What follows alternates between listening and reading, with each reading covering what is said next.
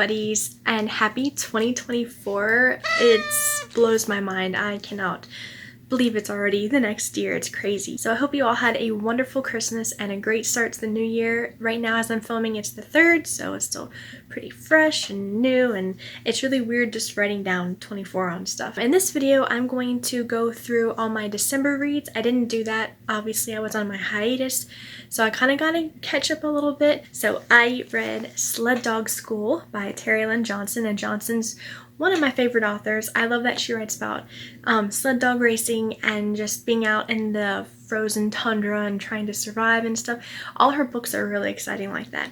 And this was no exception. It's more mild. It's not like intense like the other ones are, but it is really fun, and it's middle grade, so very easy to get through. And I really enjoyed the idea of kids having to like get a small business together and actually make it work. That was really fun. I enjoyed that. I gave this 5 out of 5 stars. Really enjoyed it, and I recommend it too. And then I read Sylvie of Amber Apartments by J. Grace Pennington, which I was so excited to read this.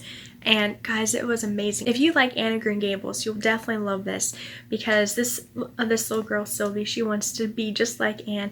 I mentioned this actually in the last video, which was like, I think, Christmas book recommendations. It's been forever. But this was so good, and I gave it 5 out of 5 stars, and it was so good I read it to my mom. She loved it, so it was just really awesome. Distorted Glass by Sarah Holman, and this was a Snow Queen story, kind of, not like a retelling or anything, just like inspired by the Snow Queen, and I ended up giving it 4 out of 5 stars. I did enjoy it. It was really interesting, and it was honestly kind of heartbreaking in parts. It's sad, very true to life issues about this. I don't want to give it all for spoilers, but this young girl, I think she's a teenager, and she just doesn't see herself as beautiful or anything, and she just, you know, is obsessed with weight loss to the extreme, like anorexic and everything, and her family's just trying to get her to see that that's not the answer. But I'll stop there, no spoilers. But it was just really good, and like I said, true to life, and I enjoyed the family dynamic. As far as the reading challenges go, I didn't finish it. I didn't read much. I only read like 8 books, 9 if you count that I read Sylvie of Amber Apartments twice, but it wasn't that I wasn't in the mood to read. I don't know.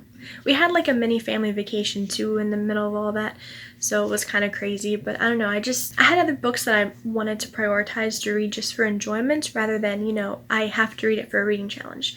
Not to say I wouldn't have enjoyed it, but I did finish one of the books, Dachshund Through the Snow, which was the challenge for where the main character has a Christmas inspired name, sort of, which her name was Holly, so it works.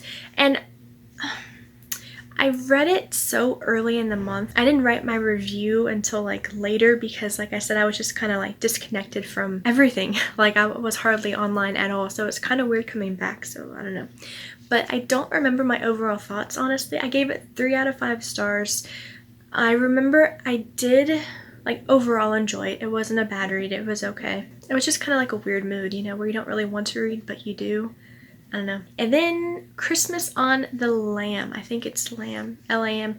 This one, I didn't even mean to start reading. I got it for free. It was a free offer. When I get a whole bunch of those, I go through my Kindle and I'll remove the download. That way they're not taking up a lot of space, and I'll get to it eventually.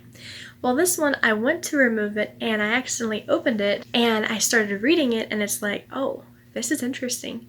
And I ended up finishing it like just a few days, and I love how fast-paced it was. Like, there was never a dull moment, and the things the characters went through was absolutely insane. Like, I don't want to get onto it, but like, it was just a wild Christmas adventure, that is for sure, and it was enjoyable. I gave it 4 out of 5 stars. It was fun. Definitely fun. It was a good Christmas read. I think it was one of my more favorite ones. It was unrealistic in a lot of parts because it was like, you know, crazy, but it kept moving, and the pace was awesome, and the plot was very intriguing. I enjoyed it.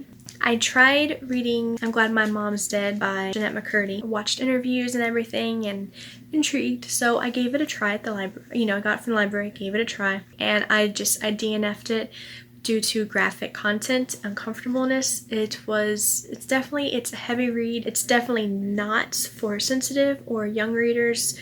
Don't even pick it up. It was a lot, and it could be triggering to some, and it just, for me, I thought about not finishing it earlier on the book because it was just, I don't know.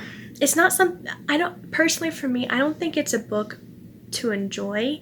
I think it's more just to be kind of insightful and to give another perspective, or like to, I don't know, but it's not, for me anyway, it was not that. I mean, the writing style was enjoyable, it was easy to get through, but the content, man, it was something else.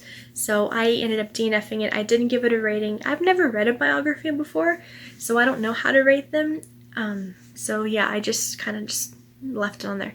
So I don't recommend that, but if you're interested in it, by all means, you know, you can read it. But yeah, I don't recommend it though. Then I read a book that has been on my TBRs for a few years, and I saw it at Half Price Books, and I snagged it up because why not? And that is City of Orphans by A.V.I. A.V.? I don't know how to say, I don't know. I gave it 5 out of 5 stars. I enjoyed it. It's more like middle grade style. It's super simple. 1800s New York, with immigrants, tenement life, Newsies, which was a huge selling point for me. I'm a huge fan of Newsies, Broadway musical and everything. So this was right up my alley, and it did not disappoint. Just before the new year, I finished reading Christmas Quilts by Rebecca A. Morris, and out of her Christmas collection series she has, this one is one of my favorites, if not the favorites. It was just so wholesome and sweet, great message. I finished it with like this huge grin and everything, so it was really good. I enjoyed it. So that's what I read for December. Overall, really good. A lot of 5-star reads, so that's awesome, and only 1 DNF, which, you know, couldn't be helped, but that's just me, my personal preference.